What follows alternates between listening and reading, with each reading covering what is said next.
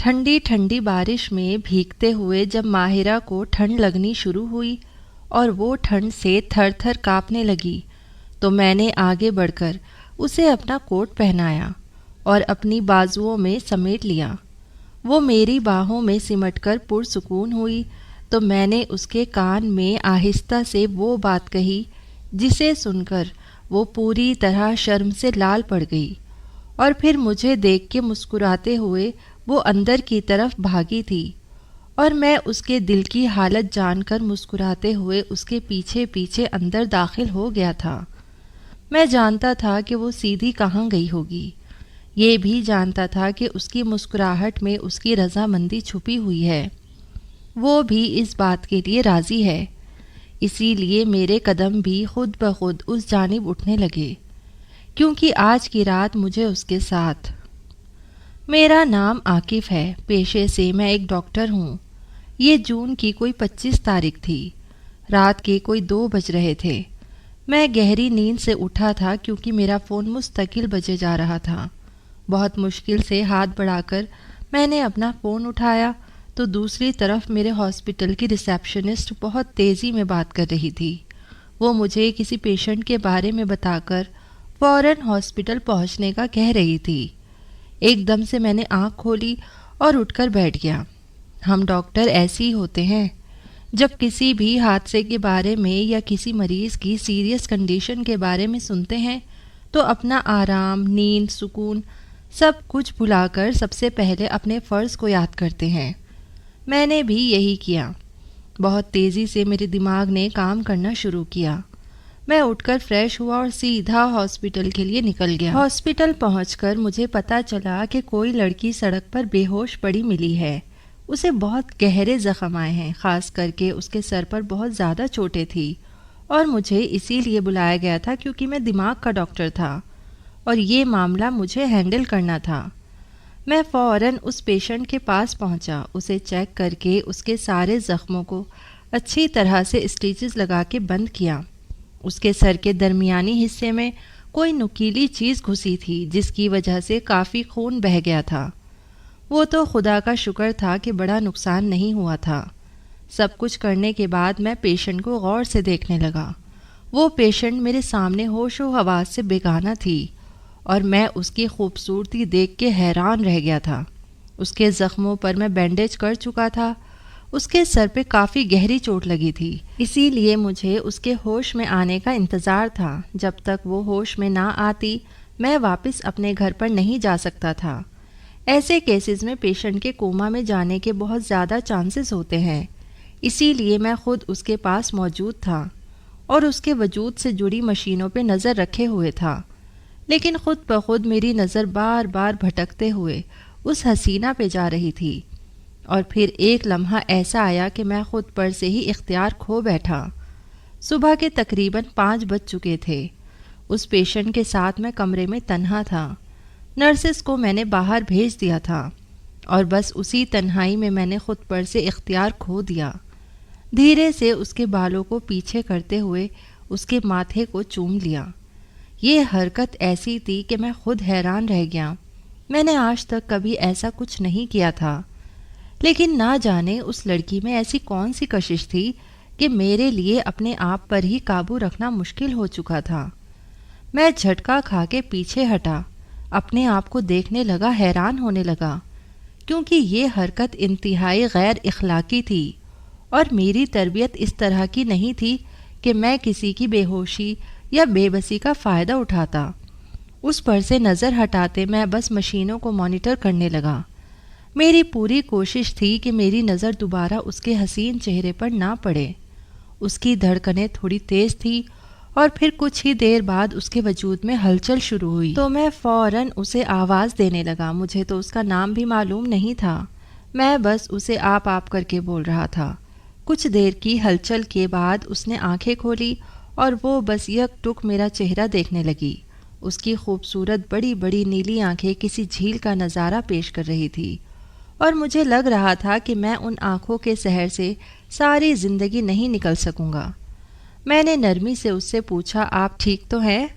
اس نے بس دھیرے سے سر ہاں میں ہلایا اور کہنے لگی، آپ کون ہیں؟ میں کہاں ہوں؟ میں نے اسے بتایا کہ وہ ایک ایمبولینس کے ذریعے سے ہاسپٹل لائی گئی تھی۔ کچھ لوگوں کو وہ ایک سڑک کے کنارے ملی تھی اور کوئی اس کے بارے میں کچھ نہیں جانتا، اس لیے ہم کسی کو اطلاع نہیں کر سکے۔ میں نے اس کا نام پوچھا تو وہ خالی خالی نظروں سے مجھے دیکھنے لگی اور پھر اس نے ایسی بات کہی کہ میں چونک اٹھا۔ کہنے لگی مجھے میرا نام نہیں معلوم۔ میں نے اس سے ایک کے بعد ایک کئی سوال کیے، لیکن وہ کسی بھی سوال کا جواب نہیں دے سکی۔ نہ اسے اپنا نام معلوم تھا، نہ پتہ، نہ ہی کسی چیز کو وہ پہچان پا رہی تھی۔ وہ بس خالی خالی نظروں سے یہاں وہاں دیکھ رہی تھی، اور میں جان گیا تھا کہ اس کے سر پر لگی گہری چوٹ نے اس کی یادداشت کو بہت نقصان پہنچا دیا ہے۔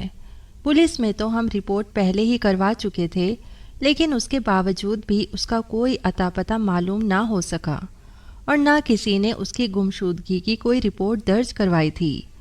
قریبی تمام تھانوں میں رپورٹ درج کرائی، لیکن 2 دن گزرنے کے باوجود بھی اس لڑکی کے لیے کوئی نہیں آیا۔ اس کے زخم ٹھیک ہوئے تو ہاسپٹل والوں نے اسے ڈسچارج کرنے کی بات کہی، لیکن سمجھ نہیں آ رہا تھا کہ ڈسچارج ہونے کے بعد وہ کہاں جائے۔ اسی لیے میں نے اس لڑکی کی ذمہ داری اپنے کاندھوں پر لے لی۔ سچ تو یہ تھا کہ اسے دیکھ کے میں اپنا دل ہار بیٹھا تھا، اور اس کے لیے میرے دل میں ایسے جذبات پیدا ہو گئے تھے کہ میں خود بھی اس سے الگ نہیں ہونا چاہتا تھا۔ ان 2 دنوں میں نے اس کا بہت زیادہ خیال رکھا تھا، اور جب میں نے اسے اپنے گھر چلنے کو کہا تو اس کے پاس انکار کرنے کی کوئی وجہ نہیں تھی۔ وہ خاموشی سے میرے ساتھ میرے گھر چلی آئی۔ میرے گھر میں میری ایک بوڑھی ماں تھی، جس نے بڑی آسانی سے میرے کہنے پر اس لڑکی کو ہمارے گھر میں جگہ دے دی، پھر اسے بیٹی بنا کے اس کا نام ماہرہ رکھ دیا۔ ماہرہ کے ہمارے گھر پر آنے پر میں نہ صرف بہت زیادہ خوش تھا، بلکہ میرے تو دل کی دنیا ہی بدل گئی تھی۔ ہاسپٹل سے کہیں زیادہ میرا دل گھر پر لگ رہا تھا۔ میں اپنی ڈیوٹی کرتے ہی فوراً بھاگ کے گھر آتا، ماہرہ سے اس کی خیر خیریت پوچھ کر اس کے ساتھ وقت گزارنے لگتا۔ اس کی یادداشت اس طرح سے گئی تھی کہ اسے کچھ بھی یاد نہیں تھا، اور نہ جانے کیوں میرا دل بار بار یہ دعا مانگنے لگا کہ خدا کرے اسے کبھی کچھ یاد بھی نہ آئے۔ میں پوری زندگی ماہرہ کو اپنے ساتھ اپنے گھر میں رکھنا چاہتا تھا۔ نہ جانے وہ کون تھی، کہاں سے آئی تھی، اس کے آگے پیچھے کتنے لوگ تھے، مجھے کسی بھی بات کا اندازہ نہیں تھا۔ اسی لیے اس کی یادداشت کا نہ آنا ہی میرے حق میں بہتر تھا۔ مجھے تو یہ بھی معلوم نہیں تھا کہ اس کا ایکسیڈنٹ کس طرح سے ہوا تھا، اور ابھی تک کسی نے اسے تلاش کرنے کی کوشش کیوں نہیں کی۔ ماہرہ کو میرے گھر آئے ہوئے 1 ہفتہ ہو گیا تھا۔ اس 1 ہفتے میں وہ میری ماں کے بھی بہت قریب ہو گئی تھی۔ وہ دونوں سارا دن ساتھ ساتھ رہتے۔ پھر جب میں ڈیوٹی سے لوٹ کر آتا تو کافی وقت میں اماں اور ماہرہ کے ساتھ گزارتا تھا۔ ماہرہ کی باتیں بہت مزیدار ہوتی تھی۔ اسے اپنا پاسٹ تو یاد نہیں تھا، لیکن اس کا ذہن بہت تیز تھا۔ وہ ہمارے گھر کی چھوٹی سے چھوٹی بات کو بھی فوراً محسوس کر لیا کرتی تھی۔ 1 ہفتے میں ہی اسے میری پسند ناپسند ہر بات کا علم ہو گیا تھا۔ وہ ہمارے گھر کا اور میرا بہت زیادہ خیال رکھنے لگی تھی۔ پھر ایک دن میں نے اپنے جذبات سے مجبور ہو کر اس سے اپنی محبت کا اظہار بھی کر دیا۔ وہ ایک بہت خوبصورت شام تھی، جب بارش بہت تیزی سے برس رہی تھی۔ ماہرہ بچوں کی طرح بارش سے لطف اندوز ہوتی پوری طرح سے بارش میں بھیگ گئی تھی، اور بارش کے ٹھنڈی ہونے کی وجہ سے اس کے ہونٹ نیلے پڑ گئے۔ وہ کپکپانے لگی تو بے اختیار ہی میں نے آگے بڑھ کر اسے اپنے بازوؤں میں سمیٹا تھا، اور اسے اپنے سینے سے لگا کر اس سے اپنی محبت کا اظہار کر دیا تھا۔ اتنی ہی دیر تو حیرت سے وہ مجھے دیکھتی رہی، اور پھر اس کے چہرے پر مسکراہٹ آئی، اور میں خوشی سے سرشار ہو گیا۔ اس کی مسکراہٹ نے مجھے یہ احساس دلایا کہ وہ بھی میرے لیے جذبات رکھنے لگی ہے۔ کچھ دیر تو وہ بڑی بڑی آنکھوں سے مجھے دیکھتی رہی، اور پھر ایک دم ہی شرما کے اندر کی طرف دوڑ پڑی۔ اس کی اس شرماہٹ نے مجھ میں ایک نئی جان ڈال دی تھی۔ میں اچھی طرح جانتا تھا کہ وہ کہاں گئی ہوگی، اسی لیے میں بھی اس کے پیچھے اندر کی طرف چل پڑا۔ میری امید کے مطابق وہ میری ماں کے کمرے میں ہی تھی۔ میں چوری چوری نظروں سے اسے دیکھ رہا تھا، اور پھر جب اس نے میری نظروں کی تپش کو محسوس کیا تو وہ کپڑے بدلنے کے بہانے اپنے کمرے میں چلی گئی، اور میں نے اسی رات اپنی ماں سے ماہرہ کے لیے بات کی، لیکن یہ بات سن کر میری اماں خاموش ہو گئی۔ پھر پوچھنے پر وہ کہنے لگی، بیٹا عاقف، ہم اس کے بارے میں کچھ بھی نہیں جانتے، وہ کس خاندان سے ہے، کس ذات سے ہے، ہمیں کچھ بھی علم نہیں ہے۔ ایسے میں کیسے کسی لڑکی کو اپنے گھر کی بہو بنا سکتی ہوں؟ اماں کی بات سن کے میں حیران رہ گیا۔ مجھے اندازہ بھی نہیں تھا کہ میری ماں کو اس رشتے پہ اعتراض ہوگا۔ مجھے تو لگا تھا وہ بہت زیادہ خوش ہوں گی، کیونکہ وہ دل سے ماہرہ کو اپنی بیٹی مان چکی تھی۔ لیکن بہو بنانے کے لیے میری ماں نے بھی وہی اصول مقرر کیے جو ہر سانس کرتی ہے۔ انہیں ماہرہ کی ذات پات، نسل، خاندان، ہر بارے میں جانکاری چاہیے تھی۔ جب سے ماہرہ مجھے ملی تھی، میں تب سے ہی اس کے بارے میں معلومات حاصل کرنے کی کوشش کر رہا تھا، لیکن ناکام رہا تھا۔ آج کے اس ڈیجیٹل دور میں بھی ماہرہ کے بارے میں جانکاری حاصل کرنے میں مجھے کوئی کامیابی نہیں ملی تھی۔ اسی لیے میں نے ہار مان کر اس سے شادی کا فیصلہ کیا تھا، اور پھر جب میں نے بڑی مشکل سے اپنی ماں کو راضی کیا تو پھر میری ماں نے شادی کی تیاریاں شروع کر دی۔ انہیں ماہرہ سے کوئی مسئلہ نہیں تھا، بس وہ ایک خاندانی لڑکی کو بہو بنانا چاہتی تھی۔ لیکن بالآخر میں نے اکلوتے ہونے کا فائدہ اٹھایا اور اپنی ماں کو جیسے تیسے راضی کر لیا۔ زوروں شوروں سے شادی کی تیاریاں شروع ہو گئی تھی۔ اماں میری شادی میں اپنے سارے ارمان پورے کرنا چاہتی تھی، اسی لیے انہوں نے شادی میں مہینے بھر کا وقت رکھا تھا، اور میں اور ماہرہ دونوں اپنی پسند کے کپڑے وغیرہ کی خریداری کر رہے تھے۔ ایسے میں ایک دن جب میں ماہرہ کو لے کر شہر کی ایک بڑی سی بوٹیک میں گیا جہاں مجھے اس کے لیے شادی وغیرہ کا شرارہ پسند کرنا تھا، تو وہاں کسی نے پیچھے سے ماہرہ کو رابعہ کہہ کر آواز لگائی، اور ماہرہ ایک دم سے چونک کے پلٹی۔ وہ لڑکی جو ماہرہ کو آواز دے رہی تھی وہ اس کے سامنے آئی اور آنکھوں میں آنسو بھر کے اسے گلے لگا کے کہنے لگی، رابعہ بھابی، آپ کہاں چلی گئی تھی؟ ہم نے آپ کو کتنا تلاش کیا، سب آپ کے لیے کتنا پریشان رہے۔ ماہرہ ہکا بکا اس لڑکی کو دیکھ رہی تھی، اور وہ لڑکی بولتی ہی چلی جا رہی تھی کہ آپ کو پتہ ہے، عمران بھائی نے آپ کی وجہ سے طبیعت خراب کر لی تھی۔ انہوں نے ہر جگہ آپ کو تلاش کیا اور بہت زیادہ ڈھونڈنے کے باوجود بھی آپ ہمیں نہ ملی۔ وہ اور بھی بہت کچھ کہہ رہی تھی، لیکن میرے سر پر تو جیسے آسمان ٹوٹ پڑا تھا، کیونکہ وہ جس عمران بھائی کا ذکر کر رہی تھی وہ ماہرہ کا شوہر تھا، اور یہ بات مجھے اس لڑکی کی باتوں میں سمجھ آ رہی تھی۔ کافی دیر تک تو ماہرہ بھی اس لڑکی کو ہکا بکا سی دیکھتی رہی، اور پھر اس لڑکی نے جلدی سے کسی کو فون کر کے بلایا، تو تھوڑی دیر بعد ایک لمبا چوڑا آدمی چلا آیا جس نے ماہرہ کو دیکھتے ہی اسے اپنے سینے سے لگا لیا، اور اس نے وہ تمام ثبوت مجھے دکھائے جن کے تحت ماہرہ رابعہ تھی اور وہ اس شخص کی بیوی تھی۔ ماہرہ بس پھٹی پھٹی نگاہوں سے اس شخص کو دیکھ رہی تھی، شاید وہ اسے پہچاننے کی کوشش کر رہی تھی، لیکن میرے سارے ارمان خاک میں مل گئے تھے۔ میری شادی سے صرف مہینہ بھر پہلے میری محبت مجھ سے چھن گئی، وہ محبت جسے پا لینے کا مجھے پوری طرح یقین ہو گیا تھا۔ ماہرہ کو اب بھی پوری طرح سے کچھ یاد نہیں تھا، لیکن سارے ثبوت دیکھنے کے بعد میں اسے اپنے پاس رکھنے کا حق نہیں رکھتا تھا، اس لیے اس کا شوہر اور اس کے سسرال والے اس کو لے کر چلے گئے۔ وہ لڑکی جو ہمیں بوٹیک میں ملی تھی وہ ماہرہ کی نند کی دوست تھی، اور اسی نے ماہرہ کے پورے سسرال والوں کو خبر کی تھی۔ ماہرہ کے چلے جانے کے بعد میری طبیعت بہت زیادہ بگڑ گئی، میں بہت ہی زیادہ برے حال میں تھا۔ میرا نہ صرف دل ٹوٹا تھا بلکہ سارے ارمان بھی خاک ہو گئے تھے۔ میں ہر وقت ماہرہ کو یاد کرنے لگا، کئی راتیں تو میں اپنی ماں کے گلے لگ کر روتا رہا، کیونکہ میں ماہرہ کو اپنی پوری زندگی مان چکا تھا، اور اب اس کے بغیر جینا میرے لیے ممکن نہیں تھا۔ مجھے تو اس کی اس قدر عادت ہو گئی تھی کہ اس کے بغیر گزارا کرنا میرے لیے موت کے برابر تھا۔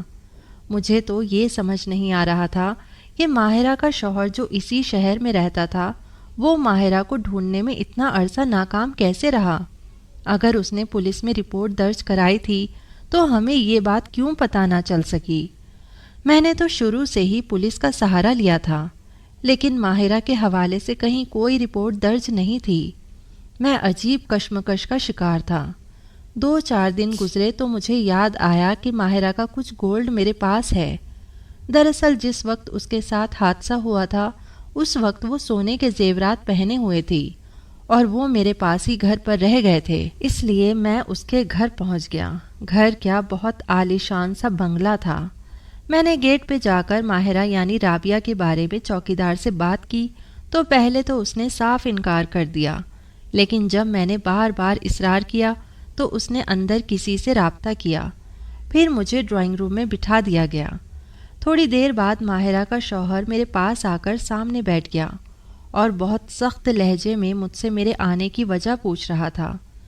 میں نے وہ شاپر اس کے آگے کر دیا جس میں ماہرہ کے زیورات تھے اور اس سے ماہرہ کی طبیعت وغیرہ کے بارے میں پوچھا تو وہ شدید غصے میں آ گیا۔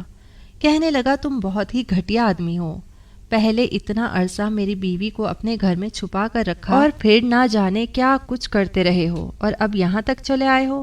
تم تو اس سے شادی کرنے والے تھے، اس سے زیادہ تمہارے گھٹیا پن کا کیا ثبوت ہو سکتا ہے؟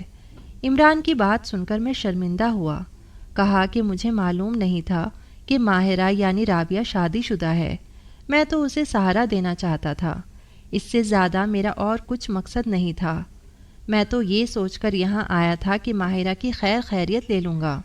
مجھے لگا اس کا شوہر میرا شکریہ ادا کرے گا کہ اتنا عرصہ میں نے اس کی بیوی کا خیال رکھا، لیکن وہ تو الٹا مجھ سے بدگمان ہو چکا تھا۔ میری نیک نیت کو بھی وہ میری بدنیتی قرار دے رہا تھا۔ خدا گواہ تھا، میں نے کبھی ماہرہ کے ساتھ اپنی حدوں کو پار نہیں کیا تھا۔ میں نے کبھی اس بات سے کوئی فائدہ نہیں اٹھایا تھا کہ وہ بے سہارا ہے یا پھر ہمارے گھر میں رہتی ہے۔ میں نے ہمیشہ ہمارے درمیان عزت کے پردے کو قائم رکھا تھا، اور اسی لیے اب مجھے غصہ آ رہا تھا کہ عمران میرے اور ماہرہ کے بارے میں ایسی باتیں کیسے کر سکتا ہے۔ میں نے غصے میں اسے بتایا کہ میرا ماہرہ کے ساتھ کوئی ناجائز تعلق نہیں تھا۔ میری آواز شاید اندر تک چلی گئی، اسی لیے شاید ماہرہ ڈرائنگ روم میں آ گئی۔ اس کے چہرے پر نظر پڑتے ہی میرے ہوش اڑ گئے۔ اس کے منہ پہ نیل کے نشان تھے اور ایک طرف سے اس کا منہ سوجا ہوا تھا، ہاتھ بھی فریکچر تھا، اور یہ سب دیکھ کے میں دنگ رہ گیا۔ وہ بھاگتے ہوئے میرے پاس آ گئی، میرے قدموں میں بیٹھ گئی، کہنے لگی مجھے اپنے ساتھ لے چلو۔ میں نہیں جانتی یہ آدمی کون ہے، یہ میرا شوہر ہے بھی یا نہیں، لیکن یہاں میں بہت زیادہ پریشان ہوں۔ یہ مجھ پہ الزام لگاتا ہے، مجھے بد کردار کہتا ہے، مارتا پیٹتا ہے۔ میں یہاں نہیں رہنا چاہتی۔ ماہرہ کا حال دیکھ کے تو میرے دل نے دھڑکنا چھوڑ دیا۔ وہ مجھ سے مدد کی التجا کر رہی تھی اور میں ہکا بکا سا عمران کو دیکھ رہا تھا۔ میرے سامنے عمران نے اسے بازو سے پکڑا اور اسے گھسیٹتا ہوا اندر لے گیا، اور پھر جب وہ واپس آیا تو غصے میں کہنے لگا، ایسی بے حیا عورت کو بڑی مشکل سے میں نے اپنے گھر میں دوبارہ جگہ دی ہے۔ میں اچھی طرح جانتا ہوں کہ اس نے تمہارے ساتھ کیا گل کھلائے ہوں گے، تم نے بھی پورا فائدہ اٹھایا ہوگا۔ آخر رابعہ جیسی جوان اور خوبصورت لڑکی کو مرد کیسے چھوڑ سکتا ہے؟ اسی لیے بہتر ہے کہ یہاں سے دفع ہو جاؤ اور دوبارہ یہاں نہ آنا۔ میں عمران کی باتوں پر حیران تھا۔ ابھی تک رابعہ کی یادداشت نہیں آئی تھی، وہ خود کو ابھی بھی ماہرہ محسوس کر رہی تھی۔ بجائے اس کے کہ عمران محبت سے اسے اس کا پاسٹ یاد دلاتا، وہ اس کے ساتھ مار پیٹ پہ اتر آیا تھا، اور یہی بات مجھے بہت زیادہ پریشان کر رہی تھی۔ میں وہاں سے باہر نکلا تو میرے دل کو سکون نہ آیا۔ میرا ایک دوست پولیس آفیسر تھا، میں اس کے پاس گیا، ساری بات بتائی تو کہنے لگا اس طرح کی مار پیٹ تو ڈومیسٹک وائلنس میں آتی ہے، اور خاص طور پہ تب جب عورت کی یادداشت بھی ٹھیک نہ ہو۔ تم کہو تو میں کارروائی کرتا ہوں۔ پھر میں نے اس سے کہا کہ ٹھیک ہے، تم کارروائی کرو، FIR میں خود درج کرواؤں گا۔ میں نے رپورٹ درج کروائی اور میرے کہنے پر کارروائی ہوئی۔ پولیس والوں نے ماہرہ کو وہاں سے نکال لیا، میں اسے واپس اپنے گھر لے آیا، جبکہ عمران کو ڈومیسٹک وائلنس کے الزام میں پولیس نے گرفتار کر لیا۔ ماہرہ کی حالت دیکھ کے تو میری ماں کا دل بھی بہت زیادہ دکھا تھا۔ انہوں نے ماہرہ کی تیمارداری شروع کر دی۔ ماہرہ کی ذہنی حالت بہت خراب تھی، ایسا لگتا تھا جیسے اس کے ساتھ بہت زیادہ مار پیٹ کی گئی ہے، اسے بہت ظلم و ستم کا نشانہ بنایا گیا ہے۔ اس کے چہرے پر نیل کے نشان اس بات کی گواہی دے رہے تھے کہ اس کا شوہر ایک جانور تھا۔ 4-6 دن ایسے ہی گزرے کہ ایک دن ماہرہ سیڑھیاں اتر رہی تھی کہ کمزوری کی وجہ سے اسے چکر آئے اور وہ سیڑھیوں سے گر پڑی، اور جب اسے ہوش آیا تو اس کی یادداشت واپس آ چکی تھی۔ شاید ذہنی تناؤ کی وجہ سے یا زیادہ چوٹ لگنے کی وجہ سے اس کا دماغ کام کرنا شروع ہو گیا تھا، اور جو حقیقت اس نے سنائی تھی وہ سن کر تو میرے قدموں تلے سے زمین نکل گئی تھی۔ اس نے بتایا تھا کہ اس کا کوئی حادثہ نہیں ہوا تھا، بلکہ اس کے شوہر نے جان بوجھ کر اسے ایک ایسی گاڑی میں بٹھا دیا تھا جس کا بریک فیل تھا، اور اس کے ایکسیڈنٹ کے وقت اس کا شوہر وہیں موجود تھا۔ وہ ایک ویران سی جگہ تھی، اور پھر اس کے شوہر نے اس کے سر پر کوئی ایسی چیز ماری تھی جس کے بعد اس نے اپنا ہوش کھو دیا تھا۔ بظاہر یہ ایک ایکسیڈنٹ تھا، لیکن حقیقت اسے جان سے مارنے کی گئی تھی۔ وہ روتے ہوئے بتا رہی تھی کہ عمران جس جائیداد پر عیش کر رہا ہے وہ جائیداد اس کی اور اس کے والد کی ہے۔ اس کے والد نے مرتے وقت یہ جائیداد ماہرہ کے نام کی تھی، اور اسی جائیداد کی خاطر عمران اس کی جان لینا چاہتا تھا، لیکن خدا کا کرنا ایسا ہوا کہ اس کی جان تو نہ گئی لیکن وہ مجھے مل گئی۔ اس کی یادداشت نہیں تھی، اسی لیے اتنا عرصہ میں نے اسے سنبھالا، اور عمران سمجھا کہ وہ شاید مر گئی ہے۔ لیکن جب ماہرہ کی نند کی دوست نے اس کے گھر میں اطلاع دی تو عمران کو بہت غصہ آیا کہ ماہرہ ابھی بھی زندہ ہے، اور عمران نے ایک بار پھر اس کے ساتھ مار پیٹ شروع کر دی۔ وہ چاہتا تھا کہ اس کی یادداشت نہ ہونے کا فائدہ اٹھا کے اسے ذہنی مریض بنا دے، لیکن میں اتفاق سے اس کی محبت میں اس کے دروازے پہ پہنچ گیا اور ایک دفعہ پھر اسے اس آدمی سے بچا لایا۔ ماہرہ میرے سینے پہ سر رکھ کے رو رہی تھی، اپنے غم بیان کر رہی تھی۔ ماہرہ نے بتایا کہ وہ اور عمران ایک ہی کالج میں پڑھتے تھے۔ اس نے اپنی پسند سے عمران سے شادی کی تھی۔ اسے لگا تھا کہ عمران اس کے لیے ایک آئیڈیل شوہر ثابت ہوگا۔ شادی کے شروع میں تو عمران واقعی اس کے ساتھ بہت اچھا تھا، لیکن کچھ ہی دنوں بعد ماہرہ کے سامنے یہ حقیقت کھل گئی کہ عمران نے محض اس کی جائیداد کی خاطر اس سے شادی کی ہے، اور جب ماہرہ نے اس سے جان چھڑوانے کی کوشش کی تو اس نے ماہرہ کو ہی راستے سے ہٹا دیا۔ ماہرہ نے بتایا کہ وہ بہت جلد عمران سے طلاق لینے والی تھی، اور جب عمران کو اس بات کی بھنک لگی تو اس نے جان بوجھ کے یہ سارا منصوبہ بنایا تاکہ یہ جائیداد اس کے ہاتھ سے نہ جائے۔ عمران نے ہمیشہ ہی اس کے ساتھ ایسا سلوک کیا تھا، اور اب تو وہ بات بات پہ اسے بے حیا اور بد کردار کہنے لگا تھا۔ میں نے ماہرہ کو یقین دلایا کہ میں ہمیشہ اس کا ساتھ دوں گا۔ میں نے ماہرہ کی عمران سے خلا کروائی۔ عمران پر قتل کا جرم بھی لگایا گیا۔ اسے 14 سال کی سزا سنائی گئی تھی، جبکہ ماہرہ نے مجھ سے شادی کر لی تھی۔ ہم دونوں آج ایک بہت اچھی زندگی گزار رہے ہیں۔ عمران نے اپنی طرف سے ماہرہ کو مارنے کی، اسے پاگل کرنے کی پوری کوشش کی تھی، لیکن خدا جب کسی کو زندگی دیتا ہے تو پھر کوئی بھی اس کا بال بھی باقا نہیں کر سکتا۔ جلد ہی ماہرہ میرے بچے کی ماں بننے والی ہے۔ اس کا اصل نام تو رابعہ ہے، چونکہ میں نے اس کا نام ماہرہ رکھا تھا اس لیے اس نے اپنا یہی نام رکھ لیا ہے، اور میں اسے ماہرہ ہی کہہ کے پکارتا ہوں۔ میرے پاس پیسوں کی کوئی کمی نہیں تھی۔ میں ایک ویل سیٹلڈ ڈاکٹر تھا، میرا اپنا گھر بار تھا، اور سب سے بڑھ کر یہ کہ میں نے ماہرہ سے سچی محبت کی تھی۔ میری نیت پاک تھی، اسی لیے مجھے میری منزل مل گئی۔